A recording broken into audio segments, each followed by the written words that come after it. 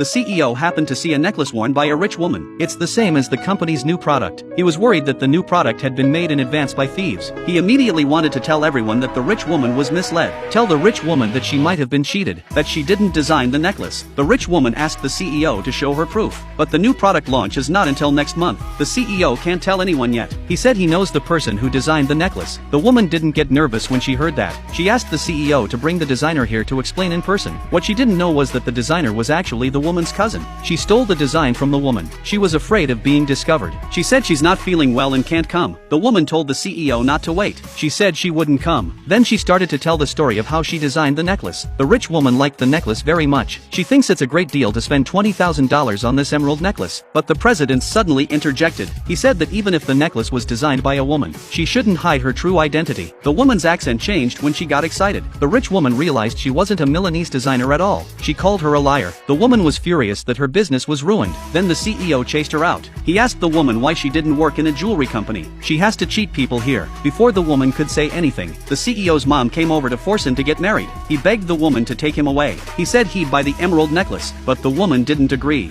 She just rode off on her electric bike. The CEO could only run away with her. In order not to be forced to marry by his mother, he went to hide in the house his assistant rented for him. I did not expect that as soon as he entered the elevator, the woman also followed him in. Seeing that she pressed the same floor as his own, the CEO thought she was following him. The woman said she wasn't. It's bad luck to live on the same floor as the CEO. What the woman did not expect is, they live in a shared room, and the CEO knows her son. Her son loves this handsome uncle. But the woman didn't want to share the room with the CEO and asked him to move out. When they were tugging at each other, the CEO saw the birthmark on the woman's shoulder. It's exactly the same as the woman he's been looking for 5 years. Then he saw the woman's earrings, a new product that the company hasn't released yet. In order to figure out these strange things, the CEO had to find a way to stay. So he offered to pay double the rent. But the woman still didn't want to live with him. He had no choice but to say he had no money. If he got kicked out, he'd have to sleep on the street. After hearing this, the woman agreed to stay with him. The next day, when they were having breakfast, the boy's skin became allergic to the seafood porridge. The president felt itchy too, but the woman didn't care about that. She rushed her son to the hospital with the CEO. The doctor hadn't even had time to examine him yet. Suddenly a fierce woman rushed in. She told the doctor to see her son first. The doctor said her son's wound is just a small one, he's fine. But this woman said her husband is the major shareholder of the hospital. If she didn't see her son first, she'd make a scene. She threatened to make the doctor lose his job. She said the boy's life is not as important as her son's. She even said it didn't matter if the boy died. When the CEO saw this, he told the doctor to save the boy first. He promised not to put the doctor out of a job. After the doctor left, this woman was very angry. She said if anything happens to her son today, she'll shut down the hospital. The CEO called his assistant. He said he'd stop all cooperation with her husband. At that moment, the husband came in a hurry. He panicked when he saw the president. He